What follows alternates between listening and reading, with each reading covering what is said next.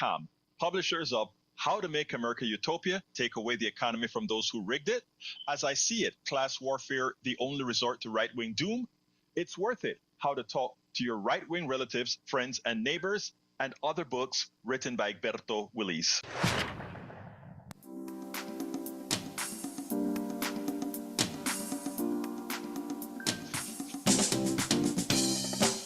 Welcome to Politics Done Right. My name is Egberto Willis, your host. Good morning, Houston.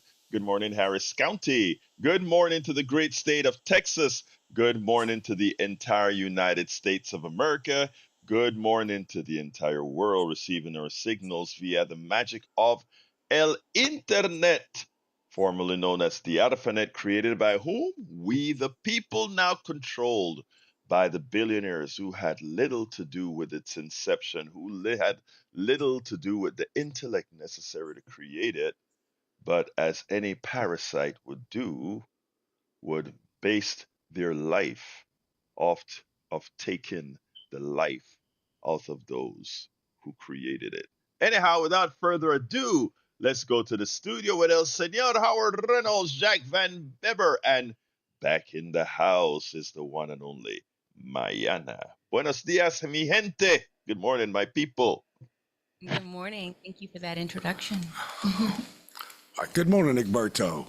Good morning. How you? Howard's in his lair. Oh, he's in his box. I see. Well, Howard, how you doing, buddy?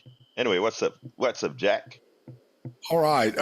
Here's your headlines and a little comment. MAGA is in for a shock as they find out their Obamacare subsidies are gone, causing their health care to double. Congressional Budget Office shows that Trump law will add $3.4 trillion to the deficit and boot 10 million people off their health care insurance, as the big boneheaded bill will cost more than it saves. Who loses? Working families. Looks like the people are being put into a world of hurt by billionaires who are insensitive, arrogant, and selfish. People, you have the power of the purse, and you can decide what you'll pay for or not. That's the power the citizen has. If the cost of insurance is too much, stop paying it. The people and stop paying the people and institutions that are enslaving you. That's the main theme that I think of sometimes is, man, if they're costing you your life and you got to make decisions about taking care of your children versus paying your insurance, if the insurance is just too high, it's just too high. So anyway, that's your power of the purse. I know it's a sacrifice to make, but I think things will happen if enough people were to do that. I love that, Jack, because at some point we're gonna have to get bold. Let me, when you say that, the first thing that comes to mind, right, is, look, when I was growing up, and I'm sure likely most of us were growing up, we learned how to follow the rules. And the rules say, if you take out a loan, you pay it back. The rules say if you respect your elders. The rules say you honor, you cherish others as you cherish yourself. You honor others as you honor yourself. Those are the kind of good rules that we learn to live by. But the people that are most going ahead and enforcing those rules, one of the things that we never noticed was that they never lived by those rules. Pay your bills, right? Pay your bills, Jack. Pay your bills. You took them out. You took them out. They want you to be a lamb, so when they come to take from you, you don't suffer. Yeah, right. But I was trying to get a little bit funny here when I shouted pay your bills. And let me tell you what I mean by that. Right? We, the regular American citizen, we must pay our bills. We took it out. We signed that contract. But when it comes to corporations, when it comes to big business, etc., they do all kinds of things many a times knowing that they can't, pay for it or whatever. And what they do is they just let it go, and the laws create avenues for these guys to do bankruptcies, a type of bankruptcy the average American citizen couldn't take, and they get away with it, and they move on, and they form other corporations or other entities. Donald Trump has hundreds of companies. I'm just using him as a poster boy right now. And this is not what I'm speaking about today, but you kind of tickled my fancy, Jack, like you always do. You mess with the program, Jack. Darn You it. mess with the program, Jack. But Darn anyway, it. darn it is right. But anyhow, so we Donald Trump had over six bankruptcies, or I think it's six bankruptcies he had. And he never lost the ability to recover and be a billionaire, etc. And that's because there are two economies here. There's a slave economy, and then there's the master economy. It sounds crude, after all. Wasn't slavery ended a long time ago, all the way from the bottom of Chile and Argentina, all the way up to Canada, all across the Caribbean? Didn't that end? No, the slavery never ended. We just had the illusion of it ending. The only difference here is where slavery used to be enforced with a whip. Slavery used to be enforced with the visuals of slavery used to be bodies of a darker hue, like mine. To my beautiful white audience, I want to welcome you to slavery. The outcomes, let me tell you something, and this get a lot of people upset when I say it. But when slavery solely looked, or the implication of slavery looked like me, you could detach yourself from it. You could say, well, at least that's not me.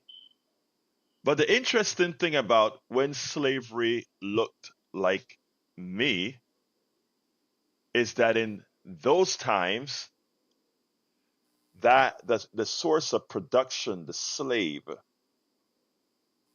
actually was clothed, had health care to some extent, was fed, etc. Why? Because at that point, slavery was done in a form called property. And you know what the bastions of capitalism care the most about? Capital. Capital, you don't want to lose your capital, because if you lose your capital, you lose something. So you didn't want it's okay to abuse the slave to the point, but not let them die. And you only let that slave die as an example to protect the others, right? In other words, you don't want to spoil apple in a barrel, because it spoils the whole barrel. So if you have that slave that was too much trouble, that one it was okay to kill, because you wanted to have it maintained just right. So, but ultimately, you wanted to control your property. Well, eventually slavery got outlawed, but it only got outlawed when it wasn't needed anymore. It was never maintained because it was still needed.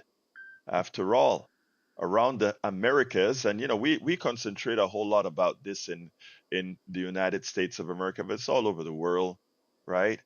From the bottom of Chile, Argentina, Uruguay, Paraguay, Ecuador, everywhere. And by the way, that these are people now in these times that are finally starting to tell their histories now. But the insidiousness of capitalism really found a better way. And it said, you know what? Why make people capital as opposed to making them expedient, making them not necessary? And that's where my white brothers and sisters come in. Hey, Jack, welcome to slavery, my white brother. That is where it No. comes in. All right? Because now they figured out something. If I can create the new structure called the employee at the behest of the corporation, and I make that employee expendable, meaning, hey, I don't have to give health care. Hey, I don't have to give any services whatsoever because if I don't own that property anymore, I just rent it. You'll hear economists like, and by the way, I love this economist. I put him on. I'm gonna have him on the radio on, likely on Friday. Um, he always called this a rentier economy. I don't have to do it anymore. I just go ahead and rent your services. It's called the employee. If I'm nice as a corporation, I may give you health care, which is what the deal was. You may get health care, but I constantly take it away, etc. If I need to make a bit more profit or whatever, but I create the corporation, I create the employee. I'm no longer responsible for that employee like I was responsible for the slave. And when things go bad, eh, I just let go the employee. I don't have anything else to worry about. I don't have to feed him. I don't have to clothe him. I don't have to worry about any of that thing. If he gets sick, go die, I just get the next employee.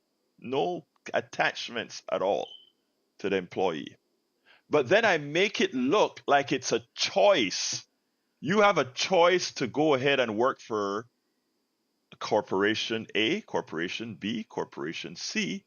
And sometimes Corporation A, B, and C all get together to make sure that all of these corporations are in concert to not give you too much, so that at least they remain sourced with you, the cog, not the slave, what I call now the antiseptic slave. Right? All of us, folks, all of us in the same boat right now. But eventually people smarten up and people start to realize, why is it that I do all the work, this guy that does no work, or this person who buys fractional capital? What is fractional capital? That thing called a stock, right? A piece of companies. All those people that can afford to buy fractional capital, right? They make all the monies from my labor, from the labor of the antiseptic slave. But I do all the work. Not I, you, all of us do all the work, all the thinking. We create. Elon Musk is a multi-billionaire that can't do a damn thing. Elon Musk doesn't know how to program a computer. Elon Musk doesn't know engineering to put a satellite in space, to put a rocket in space. Yet you listen to the TV screens, and every time SpaceX bring a spaceship back and it's held by the thongs and it looks like great engineering, he gets the kudos for something he knows nothing about. But he had the capital to invest in the slaves who had the intellect to develop it, create it, etc. We reward all the wrong people. We reward, and I have some people who said that is rich envy. No, it's not. It is hoping that people understand the economic system, how it actually functions. And this is from the inception of our country. It was always preserving a particular class. So everybody always talk about the North and the South was slavery, and the North, somehow they were the benevolent part. No, they weren't. They just run, to put it bluntly, and a lot of folks are going to get mad at this. To put it bluntly, a lot of times the North took advantage of the South because, again, the South took all the dirty names for having slavery, while the North profited from it as it sold its cotton and was the mercantiles and mercantiles and all these. But you don't learn that in school. You learned about the glory, glory, hallelujah, and how great things were because they wrote the history. They wrote the history that told you that you were free. They wrote the history that told you you had choice. Even today, One of the reasons they don't want you to have Medicare for all is because they said you lose choice. If you don't have Medicare for all, you have to pick between Cigna, you have to pick between all the other Humana, all the other private insurance companies, right? As an employee, you have to pick between all the different companies, right? What that's how they express it. You have the freedom to do that. What they're telling is you have the freedom to choose your enslaver. They all treat you the same in the aggregate, but you have the freedom to choose which one you want to ill treat you. I know I'm speaking in sort of a negative word. You know, you go to a company in a skyscraper and you have your suit on, and everybody goes out to lunch and everything looks nice. That's the facade. That's not the internal makings of how it works. Because as soon as something is broken, like what the big, beautiful bill is going to break, you start to see the pain, right? And why is there the big, beautiful bill? Because those on top, those that do no work, those that do nothing, they decide they need to make more. And the only way to make more is to take it away from you. Because we are in a position called end state capitalism or end stage capitalism. Eventually, when you take more of the share of an economy that's not commensurate with what you've worked for and with your population, meaning the upper class, you have to take it from all the rest. I know this is kind of macabre, but here's the thing, folks. It doesn't have to stay this way, because we can all choose to be critical thinkers. The reason why the attack is on books, the reason why the attack is on critical thinking, is they don't want you thinking, because you will always ask the question, why is it that and the simple question, why is it that I'm doing all the work and someone else gets the spoil? You know, I remember when Gordon Gekko of the Wall Street program said, greed is good. What he meant is greed for the muddied class is good, because most people in the world, most Americans aren't greedy. If they were, you couldn't have an upper class, because if most Americans were greedy, they wouldn't allow others to be greedy, because they'll be right there taking it from them. Most Americans are good people. Most people around the world are good people. Unfortunately, there's this stuff in our brains, and I think I suffered from it as well at one time, and that is to believe that somehow another person with some defined being can somehow be deserving of something you are not.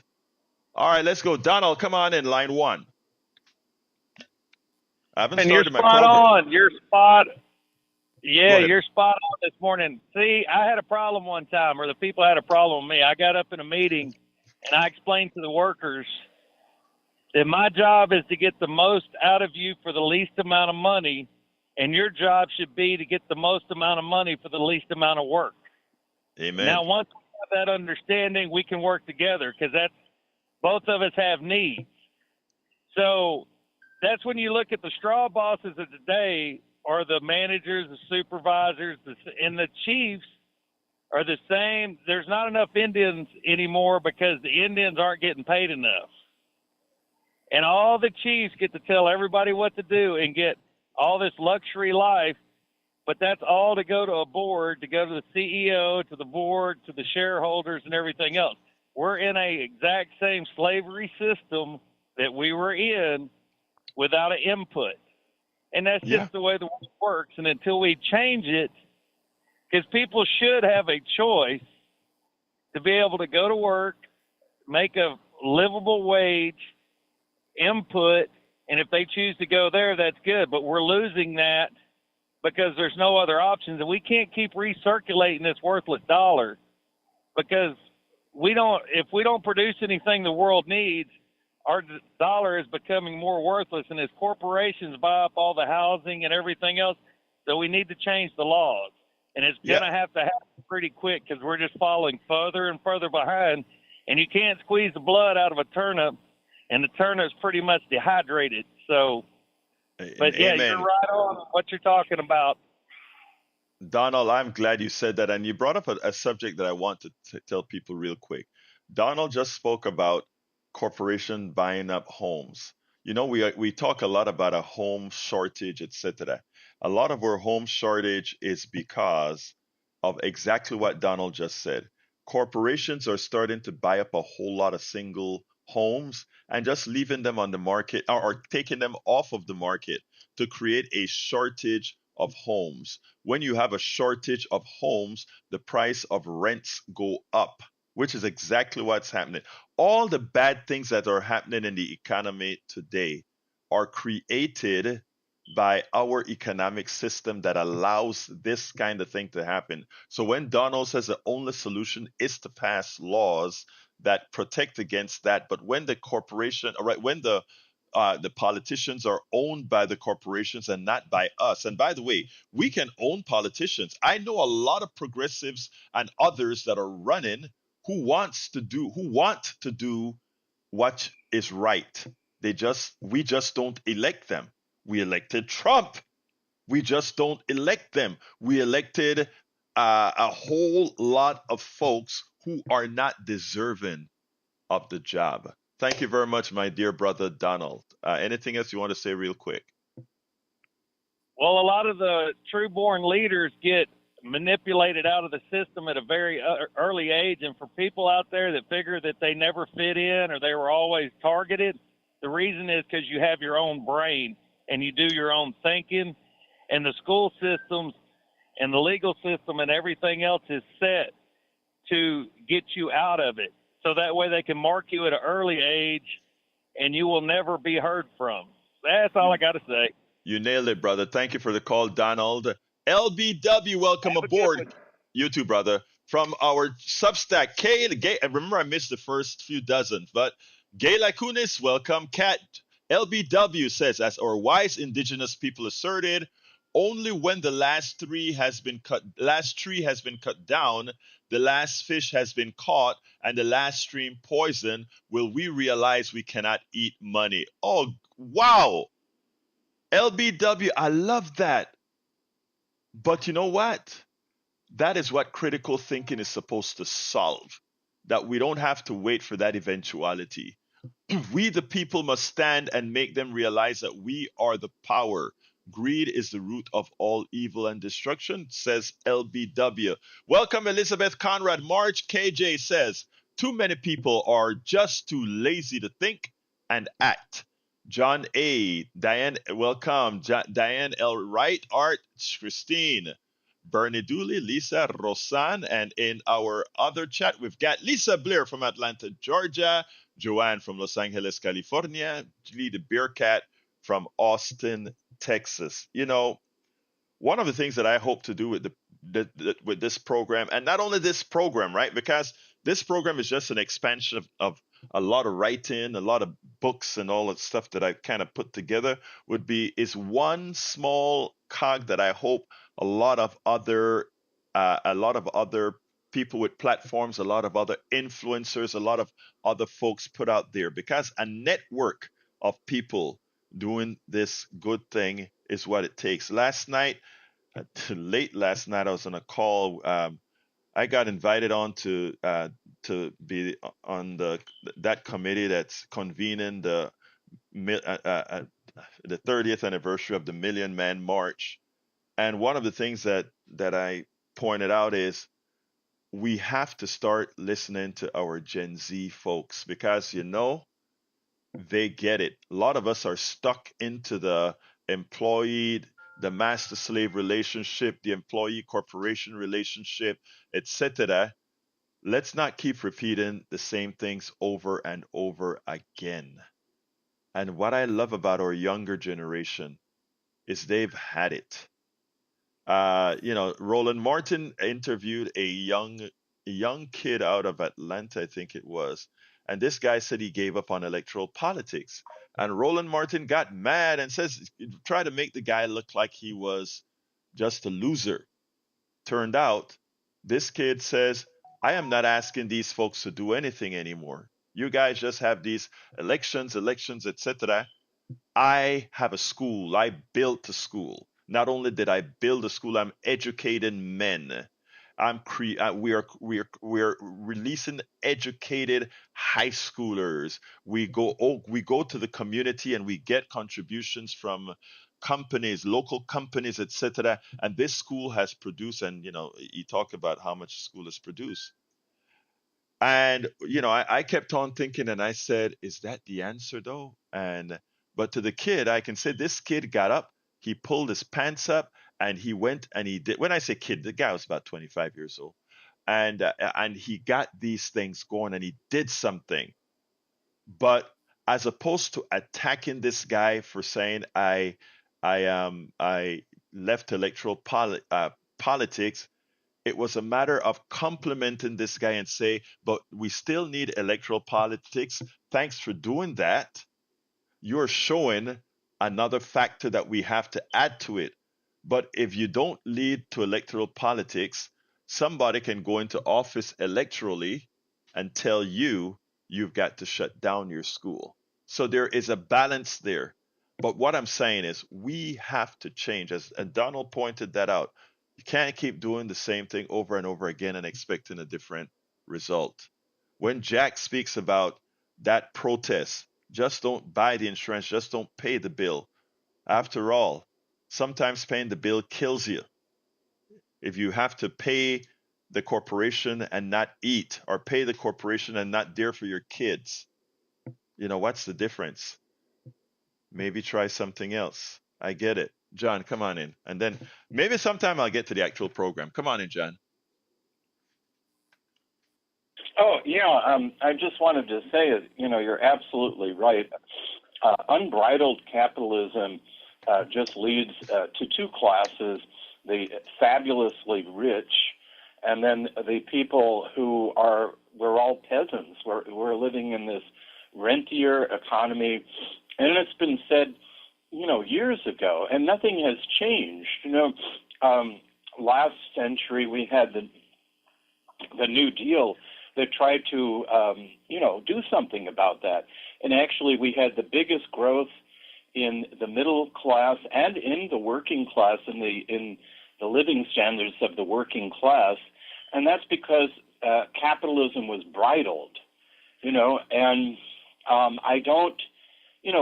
We have to understand these things and not let our eyes roll over when people bring up, economics, because it really is simplistic thinking. Milton Friedman, he was just an absolute idiot, really. Amen. He took that theory to Chile and basically trashed one of the oldest democracies in the world next to our own. And I know people who had lived there. It was a horror. People were so afraid to even mention, anything about politics, even in small towns and whatnot. There was a secret police, people would be disappeared, things like that. And now that's happening here. And that was the play of the elites in this country. And now they're applying it to us, Right. and we're not going to escape unless we make a claim. Nothing John. changes unless we make a claim. And John. I was really bowled over and surprised that Omar Sata became the candidate for the Democratic Party. He's a Democratic socialist, but he is going to run against Frey, who was a corporate Democrat imported. I call him, a carpetbagger from D.C. And he really ruined the political trajectory of this city, and it was because he had the backing of very wealthy people, and it's still going to be a fight anyway. Mhm. But, greed is not good. You know, people who are Christian cannot say that. You cannot say greed is good, avarice is good. You know, Well, this is I, wrong, and this I has got it. been I gotta go, John. But you know, you're actually right. And let me just say this to the Christians that support Trump likes and otherwise, right? They've sold out Jesus Christ. They're nothing more than the Judas that yeah, absolutely so. And any Trump supporting Christian wants to call and complain about what I'm saying, yeah, please feel free. I will be civil with you, but I want you to tell me what in your mind, what in your Bible told you that that wasn't equivalent to what Judas did to Jesus Christ. Anyway, thank you. What you did to the United States of America, that wasn't equivalent to what Judas did to Jesus Christ. Thank you very much, John. I want to try to get one video in today that's important about the healthcare piece, and then all the calls can come in that want to come in. But I want to get this piece out. Here we go. I think it's ready to go. Ahora mismo. Ahora. Of course, this is not a surprise. We told everybody that when the big, beautiful bill, aka the big, ugly bill came about, that it was going to affect poor people, it's going to affect middle class people, it's going to affect people more so than they believe. And most of those people that it will affect are MAGA Republicans, those people who are dependent on either Medicaid or Obamacare or the Medicaid expansion to the Affordable Care Act. Those are the products that MAGA uses more so than anybody else. They just many times don't know it because in Kentucky it used to be called Connect. In other places it's called different names because they were running away from putting Obama's name on it in these red states so that people would actually get it. Well, I want you to listen to what's going to happen next year. Or actually, it's going to start in, I believe, November when the new tables come out. Check this out. We'll take it on the other side. Healthcare coverage is about to cost more, and not just for some of the Medicaid recipients. For anyone on the ACA, premiums could spike as well. Joining us now, NBC News health and medical reporter Berkeley Lovelace Jr. So explain it to me. Yeah, so ACA has not gotten as much attention as Medicaid this year, but for millions of people who rely on it, they could be seeing big changes next year. So starting next year, over 20 million people could see a sharp increase in their premiums. And that's because the tax credits that people rely on to afford coverage are set to expire at the end of this year. So these tax credits are used for a lot of middle class families. And on top of that, insurers are also planning these huge premium spikes for next year. And so what that means for families is they could be paying twice as much as they do now. So a family of three making around $110,000 a year could see their premiums jump from around $700 or $800 a month to more than $1,400 a month. Now, Congress could extend these tax credits, but experts I spoke with said that's very unlikely. Right now, President Donald Trump has not indicated any support for the ACA, and Republicans in Congress have also said that they don't support it as well. And so if these expire, as many as 4 million people could lose their coverage next year. And Katie, this is on top of the millions of people who are expected to lose coverage through the Medicaid cuts as well. Let me just underscore a lot to look forward to. Yeah. Let me underscore just the numbers here. A family of three earning $110,000 enrolled in the Silver ACA plan, not the highest one. In 2025, paying $779. In 2026, next year, could be paying $1,446 to $1,662. So that's a doubling of the healthcare premium.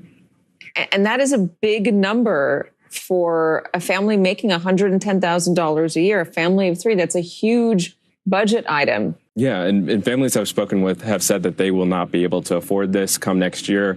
Some are looking for other options. They may have to move to a high deductible plan. And so these are plans with lower monthly premiums, but they don't cover as much, and it takes a lot more money for coverage to kick in.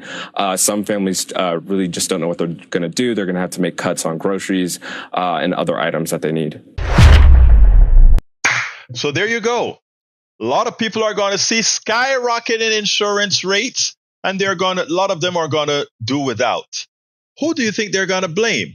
Well, I tell you what, if Democrats and progressives aren't preparing for the shock so that as soon as it drops, they come out with, this is what we were warning about, and this is why we must correct it in 2026. I mean, the scripts are already written. The scripts for 2026 is written if we want to hold it by the horns and hammer it home day in and day out and stay on the offensive and let them know, these guys, we told them what was gonna be happening. They knew what was gonna be happening, but they cared too little about you because they thought you weren't that smart. In fact, they just about said it. They just about want you to believe that they could take out $1 trillion almost out of Medicaid, and somehow you'll be okay. They'll take out over $200 million out of SNAP, and somehow you're going to be okay. But, their guys are going to be okay because they have recovered in taxes. These wealthy people, millions of dollars. Some of them have returned or are recovering tens of millions of dollars that they won't pay in taxes. All that you are paying to them. By you not getting health care, you paid them. By you not getting your food subsidies, you're paying them. Remember that. Donald Trump took food out of your kids' mouth.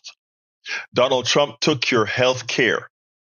And to some, Donald Trump would have taken your life when it's lost because you didn't have health care. Remember that. It is time to stop being gullible. It is time to understand what they've done to you. Now, I want to put a caveat out here, right? The immediate effects of the big, beautiful bill when it goes into action for healthcare, it's going to immediately cut the healthcare of maybe 15 to 20 million people, right? Those are the people that are on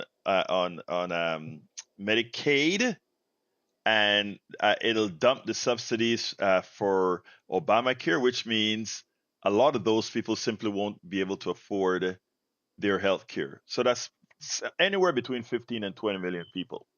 Let's stop right there for a second. Now, another set of people it's going to affect are those, because by the way, if you cut the amount of people buying healthcare, if you take out 20-something million people out of healthcare, Humana and Cigna and all these other companies are going to have to increase their prices as well, because there are less people in the pool putting their money together to give the sick health care. So for those who think, well, if it affects 20 million people, that's less than 10% of the population, that's not how it works. It also affects you, because you drag 20 million people out of paying insurance. The insurance for everybody else has to go up, right? Because people are not getting less sick. People are not getting less unhealthy. All's happening is our government is paying less money into the insurance system. That means everybody else's prices go up. So if you think you're going to get off scot-free, dream on. And then there are a whole lot of other negatives in the bill that will directly affect you. You cannot take away trillions of dollars out of the economy and think it's not going to make a difference. And let's not even talk tariffs. Even if something is costing you, every item is costing you 3 cents more. The aggregate, the cumulative amount of money taken out of your spending power and going into the coffers of the treasury to pay the rich people will affect you and affect the productivity, not a product, it will affect the speed of the economy. And in doing so, it'll slow down the economy, which it has already started to do. That's why we are currently likely with a negative GDP. And the problem is, again, critical thinking. We don't do a lot of that. Jimmy, come on in. Roberto, we need to talk a lot more about specific things that are going on. Yesterday, the stock market hit a new high. Everybody could be saying that. If you save money, you can buy some stock and make some extra money for your family. And Lena Hidalgo yesterday wants to raise taxes by 1 penny to provide food for some type of children's program. We need to find out, is that a good program or is that not a good program?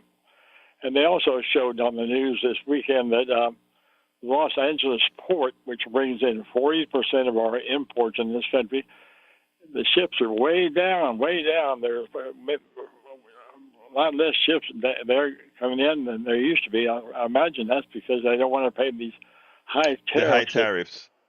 Not only that, first of all, let me just say, Jimmy, you're absolutely right, and thank you for bringing that up. The Lena Hidalgo penny tax is a darn good thing. Actually, I think it could be a bit more. A lot of this is going to have to cover for some of the losses that we're getting from, again, the big, beautiful bill as well. The item about the stock market is exactly what we spoke about earlier. Maybe I should say that a bit clearer. Remember in the earlier discussion, I spoke about the compartmentalization of corporations, which is equivalent to the stock. And yes, those are going up. And guess why those are going up? Those are going up. Again, the people that do the least work profit from that. Now, I want to do a little pushback on you, Jimmy, because I've heard that before. Hey, all you have to do is take your extra money and put it into the stock market, and then you make a little bit of money for your people. Let me give you a number, brother. And it goes like this. I had the number. It's 22%. What is 22 minus 68% of Americans don't have any disposable income. 68% of Americans. Think about that. Okay, that may be true, but they may also have $30,000 in credit card debt. People need to learn to pay these credit cards off every month so they don't face this 22% interest rate on their debt. Again, brother Jimmy, you know I love you, brother, but here is the thing. There are some people that are using their credit cards as an extension to their wage. I mean, they're in an impossible situation, but they have to use their credit cards to make ends meet. And I'm not talking about people who are wasting money. I have friends who the stopgap measure for groceries that week is their credit card.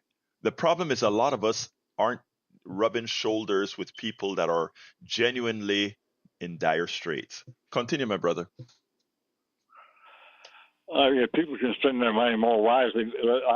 Another line, I have a T-shirt that says, "Be a kind human." I wore it to a hardware store yesterday, and one of the employees saw it and said, "Boy, we should tell that to my boss." But you know what, Jimmy, here's the deal. You're a kind guy, right? You're a real kind. Yeah. Unfortunately, and not only that, you are a responsible guy. The problem is when you see the world through the way you are. You follow what I mean by that? Yeah, somewhat, yeah. And what I mean by that is the following. I know a lot of good people, a lot of people that are not only good people doing well financially, but they can only see the world through how they are. Good people. But the problem is you are not representative of the whole. You are, I want to say like I don't want it to be used wrong by saying cut above, but that's the best words I can think of right now. You do good things, you are responsible, etc. Unfortunately, a lot of people weren't educated enough to be the type have the responsibility that you talk about. After all, they elected Donald Trump. Okay, there are so many things that what we have to do is uh, is inform. And when you call here, that's what you're also doing, informing. But hey, buddy, my lines are full. Give me a quick closer. Yeah, we all need to pay attention to what's going on in the Texas legislature, the I U.S. am. Congress, the Harris I County, and the city council, and they're making the laws, so we need to pay attention to that. Let me just tell you that I've already put out that yesterday you suggested that I get Woo. I've already put the contact out, and I hope to get that soon, brother. All right. Good deal. Yeah, Gene Wu is a very good Democratic member of Congress. He's a leader of the Democratic members up Yes. there, and he's always working on very important issues. So keep Will us do, brother. informed what he's up to. Thank you, brother. You'll hear from him. All right. Thank you. Good deal. Yeah, right down. Keep up the good work.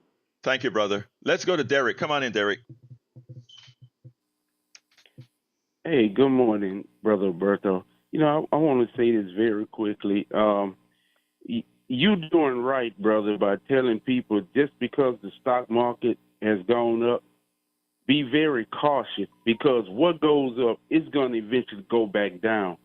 You all who are making money off the stock market right now, make sure you're taking that money out as well and put aside against the day of want. It's going to always be a day of want, and you want to make sure you don't leave your money in there because it's going to crash eventually. So do not be wise with that. And the other thing I want to say, too, brother, is that on yesterday, we actually had a profound conversation. When you go back and read back and listen to it, because I brought up about the forces of nature, then you also brought up about policy.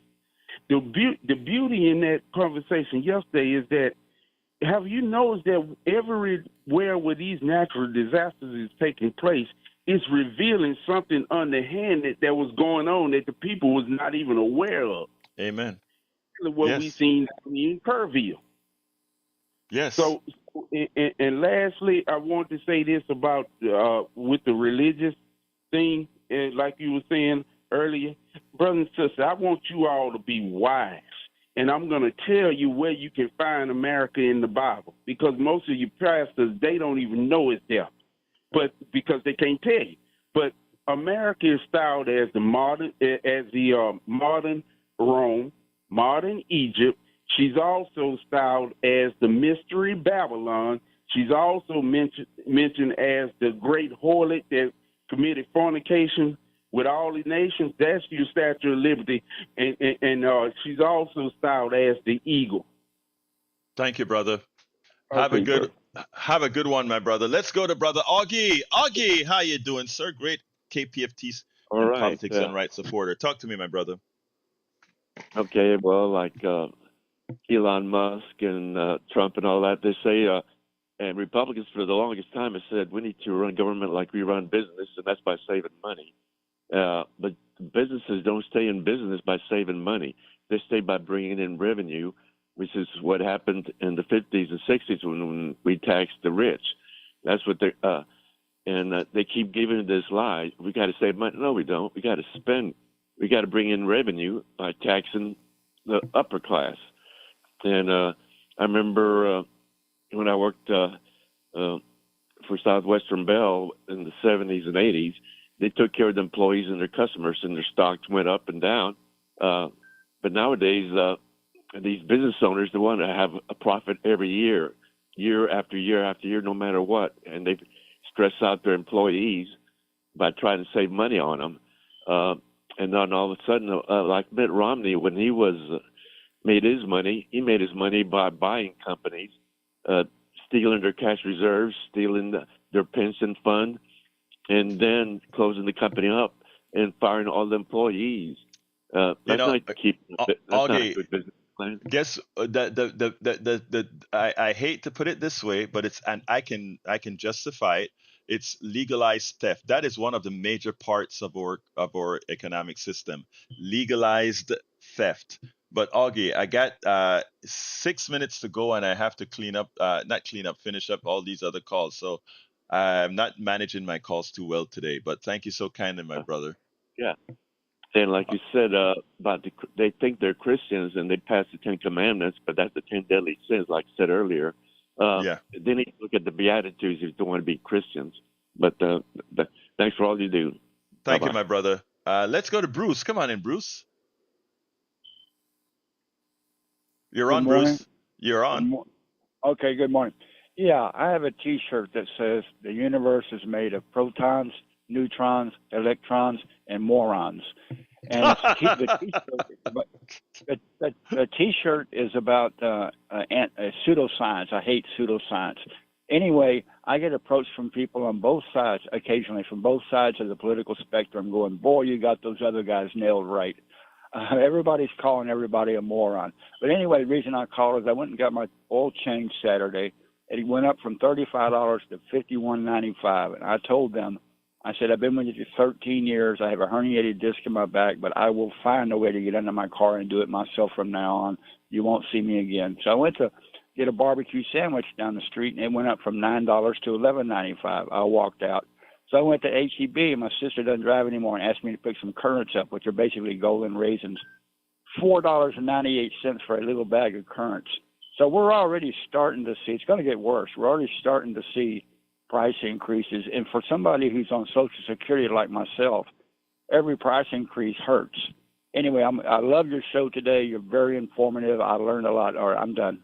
Thank you, my brother. Before I go to the calls, I want to read out a few things. Great commentary. We have March KJ says, Egberto, old Trump is just a showpiece. The billionaires are doing this. John Davis says, yes, Republican Party believes in the Scrooge motto, but of interest as well. John A says, John Davis says, yes, but they can't pay their living expenses. They do pay what they can. Exactly. And John A says, I knew I needed to save when I first started working. Took me 10 years before I could begin saving. Saving can't be done if you do not have enough income. Any little hiccup was a problem financially back then when now the money things change. Again, that's what happens. Right now, people are living paycheck to paycheck. It's real, and it's not necessarily their faults. Let's see. Para ver. John Davis says, love your show. We need to mass produce in our executive orders when we are back in the White House. It's never happening, says that. All right, let's go to Tag. Tag, try to give it to me in about less than 60 seconds. Go ahead, brother. Hello, Egberto. How you doing? Doing great, brother. Talk to me. Saw an article on TV last night about the new student loan programs, which has been dramatically cut. There's almost just a couple now. So that was fascinating. You borrow money this year. You're breaking up, Tag. Yeah. Can you hear me? Yeah, I can hear you now. Go ahead. Oh, if you borrow money for student loans this year, they're going to give you a guaranteed payoff at 25 years. If you make your payments for 25 years, they'll pay that off. And we'll be right back to that same situation that Biden was going through, trying to get people's loans paid off that the federal government had guaranteed a 10-year payoff, and everybody complained about. So I think it's funny how these things come up. People don't know it. And then when it's time for the federal government to pay it off, there's a bunch of controversy. So I just wanted to bring that up about the student loans. So thank you so kindly for that, Tag. We'll expand on that more another day, but I'm out of time. Thank you, brother. Let's go. Thank you. You too, my brother. Brian, come on in. Yeah, well, it seems to me like you think that everything was fine and rosy under Biden. Now the thing is just everybody's in totally debt. Everybody is wrong. I mean, what's your standard here? Is it terrible under Trump right now? It's terrible under Trump, right? Look, sir. Let me just tell you, Brian. You never heard me under Biden said things were great. Things have not been great since 19 in the late 60s, early 70s, things were really improving. Donald Trump came and changed the trajectory because he put capitalism through supply side economics on steroids. I know you don't quite believe it, but that's it. You would never hear me talk about any administration since Reagan being great. The last great administration, in my opinion, was the one who created the working on a great society, and that is Johnson. Okay. No, then are you calling me brainwashed? I mean, is that? Oh, I don't you're understand. no. Wait a minute. I'm You know not. what, No, no, then? no. I'm not calling you brainwashed. I'm saying you are brainwashed. And if you want us to itemize the reasons why, I can do that. I just don't have the time right now. So what I'm going to tell you is, if you call earlier, we can go over item after item what I call brainwashing. So let's do that another day. I got to go to the studio. Thank you, brother. Studio.